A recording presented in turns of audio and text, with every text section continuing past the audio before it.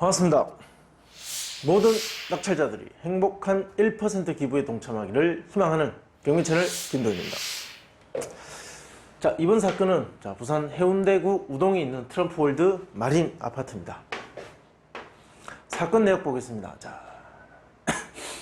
사건 번호 2019 타경 8981번 2번 물건이라고 되어 있습니다. 자, 그러면 1번 물건도 있겠죠. 이렇게 두 개가 같이 경매에 나왔다. 자, 그리고 이 물건은 2번 물건이라는 겁니다. 트럼프월드 마린 37층 자, 아파트고 전용 56.8평 아주 대형 평수 아파트입니다. 토지와 건물은 일괄 매각입니다. 자, 소유자는 두 사람입니다. 그리고 채무자는 어떤 주식회사. 자, 이 회사가 돈을 빌리고 이 물건에 소유자 두 사람이 담보를 제공한 어떤 그런 형태의 채권 관계인 것 같습니다. 자, 채권자는 어떤 은행이었으나 채권자가 한번 변경됐다. 뭐 그런 정도의 내용을 확인할 수 있습니다. 입찰 34일 전이고 감정가는 16억 3,500 그리고 최저가 13억 800입니다. 자, 문건 접수 내역 보겠습니다. 낙찰자에게 영향을 줄 법한 중요한 건 그들 간의 복잡한 이해관계에 대해서는 낙찰자에게 영향을 미치지 않는다면 자, 낙찰자 입장에서는 거기에 에너지를 소비할 필요는 없겠죠. 낙찰자에게 영향을 미칠 법한 잔금 납부 이후에도 살아남아서 낙찰자에게도 영향을 줄 법한 이해관계자의 흔적을 이 문건 접수 내역에서 한번 찾아보는 겁니다. 자, 보면 일반적인 어떤 그 진행 절차 과정에서의 접수밖에 없습니다. 현황 조사 보고서, 뭐 그냥 근저당권자의 권리 신고 배당 요구, 뭐 특별 상달 신청, 뭐 채권자가 한번 변경됐습니다. 채권자의 양수인, 뭐 유동화 회사, 뭐 변경 신청서, 뭐 이런 정도의 내용밖에 없습니다. 그러면 점유자 한번 확인해 보겠습니다. 누가 점유하고 있는가? 자, 찾아갔는데 폐문 부재였다. 거주자 만날 수 없었다. 출입문에 방문 취지 안내문을 놓고 왔다. 그런데 연락이 없었다. 자, 그래서 전입세대 연락을 해보니까 소유자 가족 세대가 전입해 있더라. 실제로 누가 살고 있는지 눈으로 뭐 이렇게 직접 확인한 바는 아니다. 자, 전입세대 연락 내역에 소유자가 있는 집 그리고 채무자가 소유자고 그런 집입니다. 등기 현황 보겠습니다. 소유권 이전, 자, 매매로 이 집을 샀고, 자, 2016년 5월 13일. 그리고 그 같은 날, 자, 그날 근저당 설정이 됐습니다. 은행. 자, 이것이 말소 기준 등기가 됩니다. 이 기준을 날짜로 해서 그 날짜보다 느린 모든 권리는 이 말소 기준 등기와 함께 모두 말소된다. 그러니까 권리적으로 등기 사항에 있는 권리적으로 인수되거나 낙찰자에게 영향을 미칠 법한 권리는 없다. 자, 등기 사항에 인수할 것은 없고 관리비는 연체 가능성이 충분히 있습니다. 대형 평수 어떤 고가의 아파트.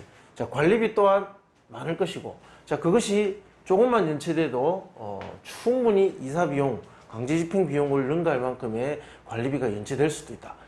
물론 이런 어떤 이런 아파트들은 관리가 좀 더 체계적으로 철저하게 이루어지기 때문에 과다한 연체를 관리실에서 두고 있지는 않을 겁니다. 자, 그렇지만 경매를 진행하는 사람 입장에서는 낙찰받고자 하는 사람 입장에서는 이 부분에 대한 불측의 어떤 지출은 사전에 체크해 봐야 됩니다. 점유자, 자, 소유자 세대가 점유하고 있는 것으로 조사된 임차계획은 없다. 그럼 명도는 누구를 상대로 할 것인가?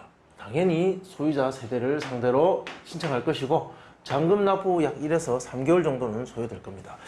평수가 있기 때문에 한 600에서 한 800 정도는 예상이 됩니다. 만약에 강제 집행을 한다면 그러나 그냥 명도 비용을 주고 합의해서 평화적으로 점유 이전 받을 것을 저는 권장합니다. 명도 소송 가능성은 희박합니다. 자, 그냥 일반적인 사건이고 시장에 나와 있는 동평형대 물건의 호가입니다. 보면 15억 5천에서 16억 뭐 이렇게 되어 있습니다. 15억 5천에서 16억, 뭐 18억 5천, 15억 8천, 전세가 9억이고 15억 5천, 뭐 16억, 그러니까 뭐 15억에서 한 16억 사이에 호가가 이루어지고 있다. 자, 실제 거래를 보면 최근에 15억 6천 있었습니다. 38천. 그리고 작년에 13억 5천, 15억, 15억 6천. 자, 대상물의 가치. 감정은 16억 3,500입니다. 고층의 아주 로열층 아파트니까. 자, 그러나 실제 호가되고 있고 거래된 가격을 감안하면 15억에서 한 16억 사이가 거래가 가능한 금액 범위입니다. 자, 인근에 낙찰된 사례입니다. 인근에 낙찰된 사례. 자, 해운대에 있는 10억 이상의 감정된 물건만 제가 봤습니다. 물론 같은 동이 아닐 수도 있습니다. 왜냐하면 2, 3억짜리 아파트를 찾고 있는 사람이 어느 날 갑자기 12, 3억을 찾진 않습니다. 10억짜리 찾는 사람이 조금은 지리적으로 좌동이 있던 사람이 우동으로 간다든지, 그러니까 집에 따라서 그 정도의 이동은 충분히 수용할 수 있다. 자, 따라서 가격대가 더 영향을 크게 미칠 물건이기 때문에 약간의 동을 무시하고 제 가격에 따라서 10억 이상의 아파트만 한 3개 분석해 봤습니다. 힐스테이트, 대우 월드마크센터, 그리고 두산 이브 다 최근 한 1년, 2년 사이 내에 있었습니다. 2020년 1월 9일 있었던 힐스테이트 보면 40층 중에 40층이고 3대1이었습니다. 물론 한 번 유찰됐고요. 그리고 대우 월드마크센터 19년 12월 10일 이때 10대1이었습니다. 이때는 조정구역 해제되고 약간 바람이 좀 불 때인데 그래서 좀 많이 들어갔지 않나 싶습니다. 자, 그리고 두산 이브 66층 4대1이었습니다.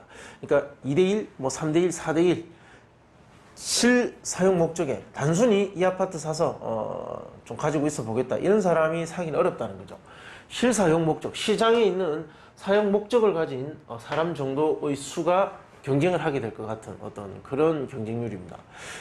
감정가가 일할 때 거래 가능 금액은 이 정도 됐습니다. 감정가보다 조금 높을 수도 있고 조금 낮을 수도 있고. 이때 낙찰가는 이렇게 기록이 되더라. 좀 약간 그 낙찰가 형성 범위가 좀 넓습니다.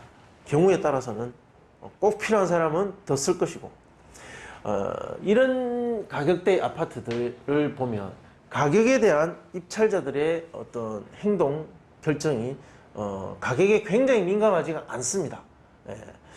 그러니까 1억 이하의 물건의 입찰자들 보면 가격이 굉장히 민감하게 반응을 한다는 거죠, 시장에서.